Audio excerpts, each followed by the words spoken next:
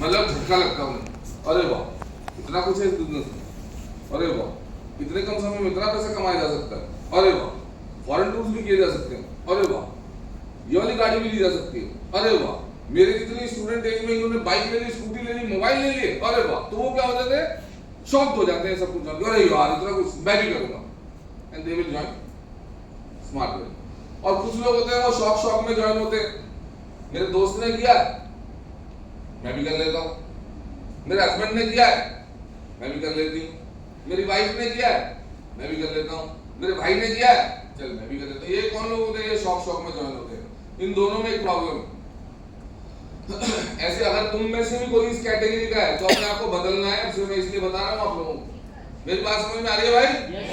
अगर आप में से भी यहाँ पर बैठा कोई व्यक्ति इन्हीं दो कैटेगरी में से ज्वाइन हुआ है तो चेंज, आपको ऐसे ज्वाइन नहीं होना, आपको इस माइंड सेटअप से काम नहीं करना, ठीक है।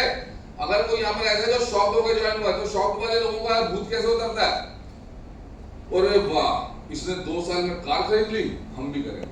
अब वो करने के लिए उतरते हैं, जब वो उतरते हैं तो देखते हैं लोग ना भी करते हैं, लोग मना भी करते हैं।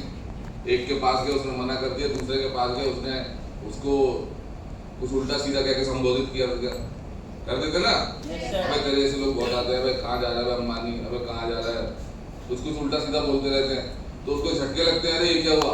फिर इनका भूत तब उतरता है जिन पे इन्हें सबसे ज्यादा विश्वास होता है कि ये तो करेगा ही करेगा,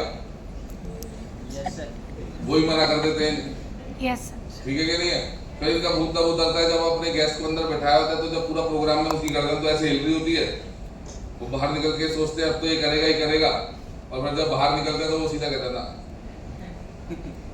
फिर मजा तब आता है इनको, ये और झटका तब लगता है इन्हें जब यहाँ से आफ्टर क्लोजिंग बढ़िया होती है, फॉलोअप भी बहुत बढ़िया हो जाता है, सीनियर फॉलोअप भी बहुत बढ़िया कर देता है, मैडम और सर फॉलोअप भी बहुत बढ़िया कर देते हैं, उसके बाद कॉल करते हैं वो फोन ही नहीं उठाते, तब इनको ऐसे ऐसे झटके लगते इनका शॉक होता है, बोला बहुत मेहनत है भाई बहुत मेहनत, इससे अच्छा तो मैं वो कर लेता क्या, अरे जोर से बोला करो यार, हाँ ऐसे तो मैं जॉब कर लेता, 15,000 को आते, शॉक होता है इनका, शॉक जो होता है झटका होता है खत्म होता है। और शॉक वाले के दोस्त कर रहा है तो कर लिया, दोस्त अब नहीं जा रहा तो मैं भी नहीं जा रहा।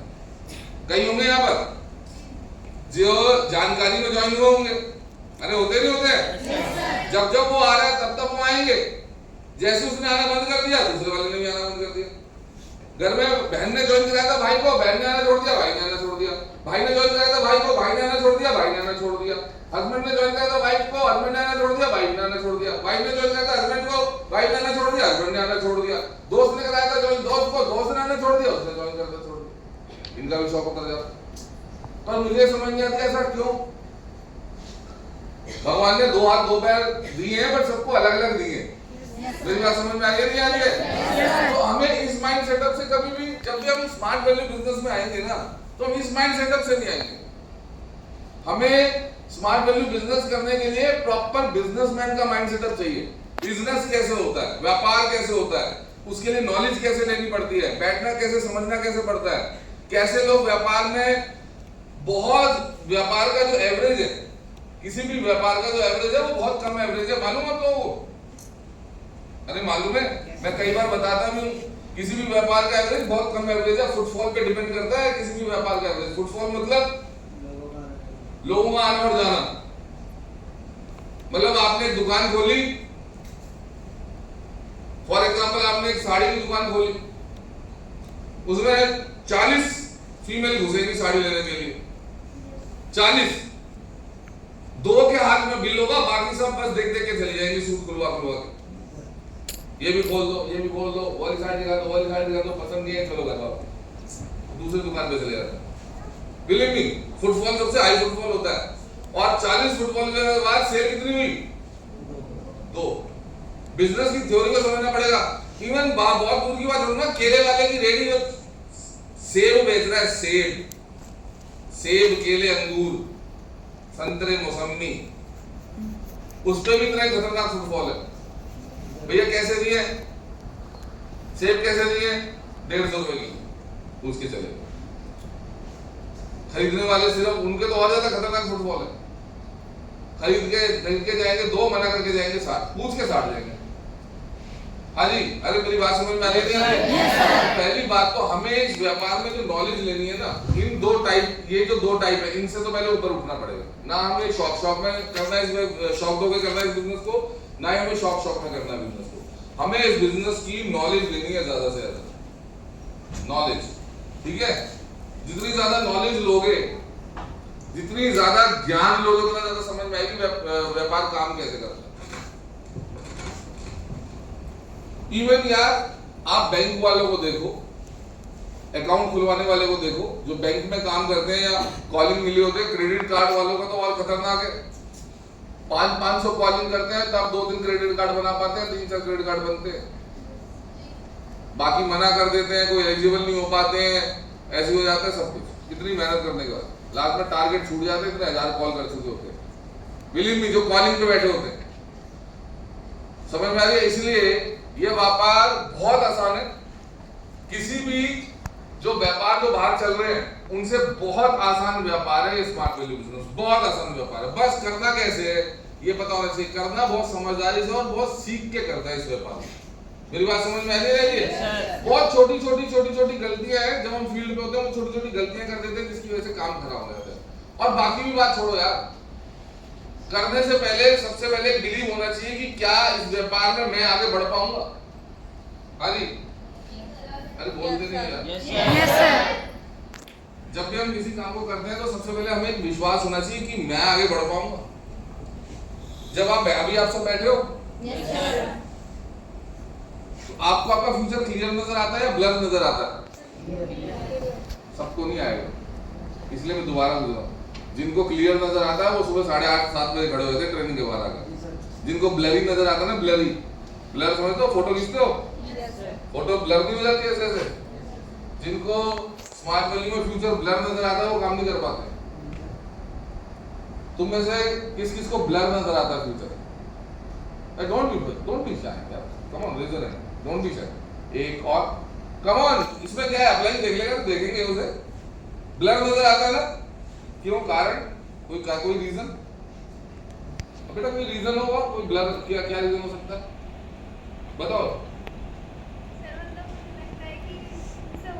हाँ, मुझसे होगा नहीं, क्यों? या तो मेरे साथ ज्वाइन नहीं हो पाएंगे लोग। हाँ, जैसे बोलो, खुल के बोलो। आप पढ़ाई कर रहे हो? क्या पढ़ाई कर रहे हो अभी? अच्छा, ठीक, अच्छा, क्लैट के लिए, अच्छा, ठीक है। पर हमें लग रहा है साथ साथ में शायद टाइम नहीं दे पाऊंगी, और किस वजह से ब्लर लगता है?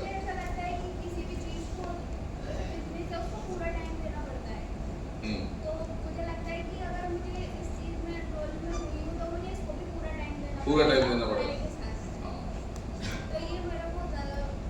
इसलिए ब्लर सा लगता है थोड़ा सा। ठीक है, बैठो। और ब्लर किसे लगता है ना? अरे कमर ना, अभी हाथ खड़ा किया था यार, बताते टाइम झुक जाते हैं। बताओ जब हमें क्यों लगता है, कारण क्या ब्लर लगने का? बताओ। अभी मैं पॉइंट आउट करके खड़ा नहीं करना चाहता कि तुमने हाथ खड़ा करा था, खड़े हो जाओ। नहीं, ऐसे ही बता देंगे। बताओ बेटा, बताओ, वहां से खड़ा किया था 2-3 लोगों ने। हाँ, कारण जैसे उन्होंने एक रीजन बताया, टाइम नहीं है। कारण क्या है? मेहनत ज्यादा है। मेहनत कैसे ज्यादा है? अच्छा, हमारे को ये लगता है मैं किसी के पास जाऊंगी तो मुझे मना ही करेगा। और अरे और क्यों? बस ये मेजर रीजन है। चलो बैठो। और बताओ भाई। अरे बोलो ना यार, मैं तो इतने ओपनली पूछ रहा हूँ यार, कोई नहीं पूछेगा, कोई सीनियर नहीं पूछेगा तुमसे कि हमें ब्लर क्यों नजर आता है। बोलो। पीछे वो जैसे टी शर्ट पहनी, तुम्हारे पीछे ब्लू टी शर्ट पहनी ने भी हाथ खड़ा किया था। हाँ बताओ बेटे।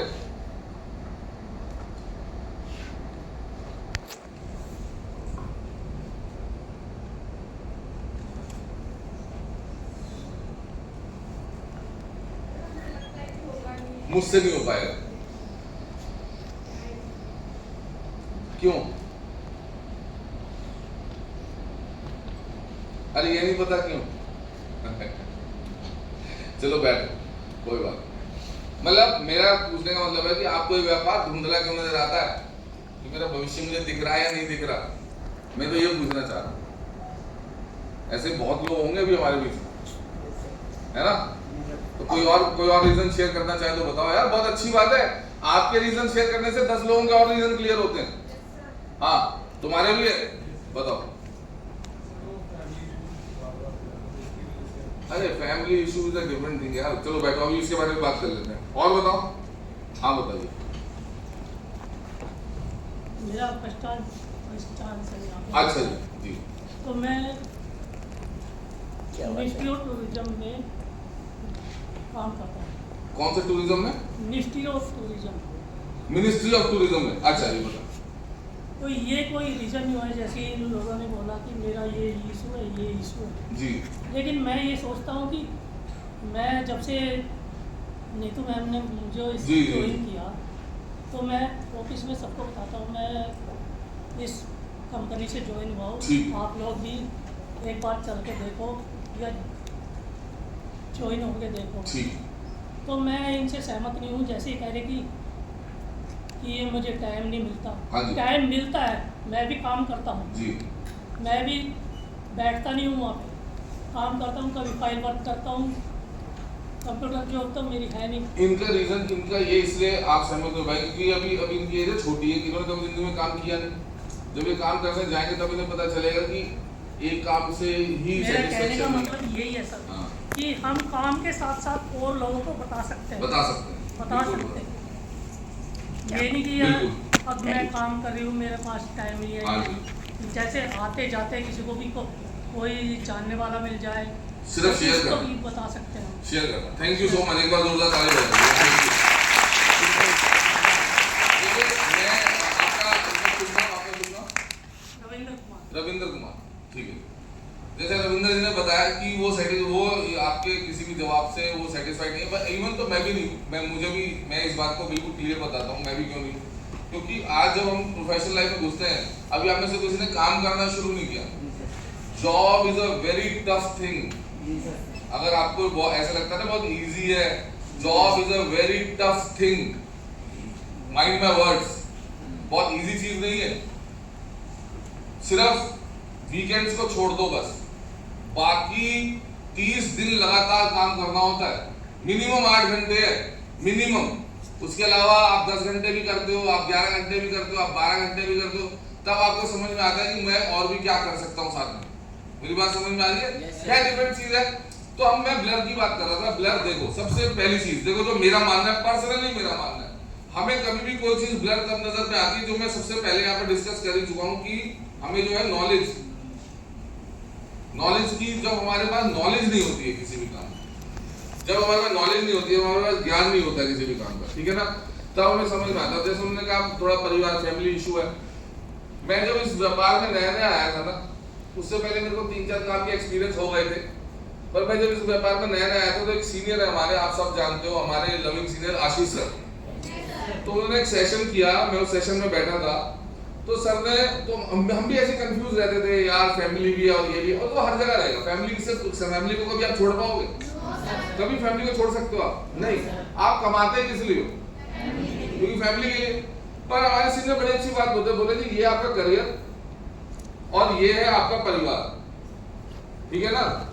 आप हमेशा एक बात याद रखना, आपका करियर और आपका परिवार ये दोनों सेपरेट चीजें हैं, सेपरेट, दोनों डिफरेंट चीजें हैं। आप कभी भी इन दोनों चीजों को मिक्स मत कर देना।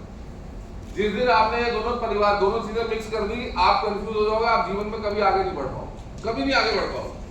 वो दिन और आज का दिन है, मुझे बात इतनी ज्यादा क्लियर हो गई कि मैंने अपने माइंड में इस बात को लॉक कर लिया कि family is a different thing and your working is a different thing, ठीक है ना। तो मेरा अपना एक रूल है क्लियर, जब मैं घर में जाता हूँ तो मैं मेरे से अगर पूछता है काम कैसा चल रहा है, मैं सीधा जाऊंगा ठीक चल रहा है। मैं उन्हें ये बिल्कुल नहीं बताता क्या चैलेंजेस आ रहे हैं, मैं उन्हें ये बिल्कुल नहीं बता रहा कैसे मेहनत करनी पड़ रही है, मैं उनसे डिस्कस नहीं कर रहा, क्योंकि अगर मैं उनसे डिस्कस भी करूंगा मुझे उसका कोई सॉल्यूशन नहीं दे पाएंगे। बहुत बिल्कुल कट टू क्लियर बात बोल रहा हूँ मैं। और जो रिकॉर्ड कर रहा है रिकॉर्ड मत करो बेटा, बात को सुनो।